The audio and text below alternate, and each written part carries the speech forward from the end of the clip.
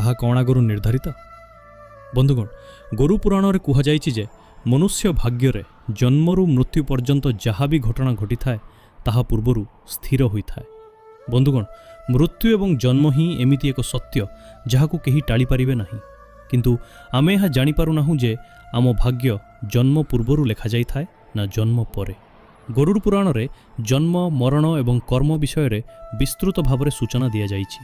ତେବେ ଆସନ୍ତୁ ଆରମ୍ଭ କରିବା ଗରୁଡ଼ ପୁରାଣର ସେହି ଜ୍ଞାନବର୍ଦ୍ଧକ ପ୍ରସଙ୍ଗ ଯେଉଁଥିରେ ରହିଛି ମନୁଷ୍ୟର ଭାଗ୍ୟ କେବେ ଲେଖାଯାଏ। କ'ଣ ମନୁଷ୍ୟର ଭାଗ୍ୟ ତା'ର ଜନ୍ମ ପୂର୍ବରୁ ଲେଖାଯାଏ ନା ଜନ୍ମ ପରେ?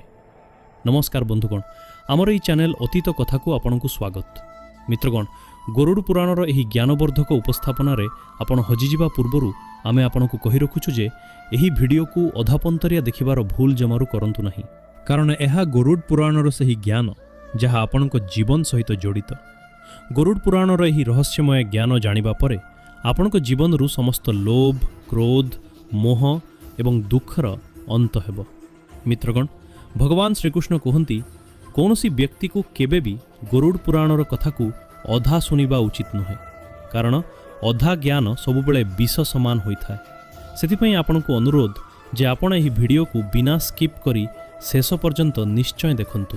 ଏହା ସହିତ ଭିଡ଼ିଓକୁ ଏକ ଲାଇକ୍ କରି ଚ୍ୟାନେଲକୁ ନିଶ୍ଚୟ ସବସ୍କ୍ରାଇବ୍ କରିଦିଅନ୍ତୁ। ଏବଂ ହଁ ବନ୍ଧୁଗଣ, କମେଣ୍ଟ ବକ୍ସରେ ଜୟ ଶ୍ରୀକୃଷ୍ଣ ଲେଖି ଈଶ୍ୱରଙ୍କ ପ୍ରତି ନିଜର କୃତଜ୍ଞତା ନିଶ୍ଚୟ ଜଣାନ୍ତୁ। ଏହାଦ୍ୱାରା ଆପଣଙ୍କ ଜୀବନର ସବୁ ଦୁଃଖ ଦୂର ହେବ। ଆସନ୍ତୁ ଜାଣିବା, ଗରୁଡ଼ ପୁରାଣରେ ଶ୍ରୀକୃଷ୍ଣ କହିଛନ୍ତି ଯେ ପ୍ରତ୍ୟେକ ମନୁଷ୍ୟ ଜୀବନରେ ଯାହା ବି ଘଟେ ତାହା ଜନ୍ମ ପୂର୍ବରୁ ସ୍ଥିର ହୋଇଥାଏ, ତାକୁ କେହି ବଦଳାଇ ପାରିବେ ନାହିଁ।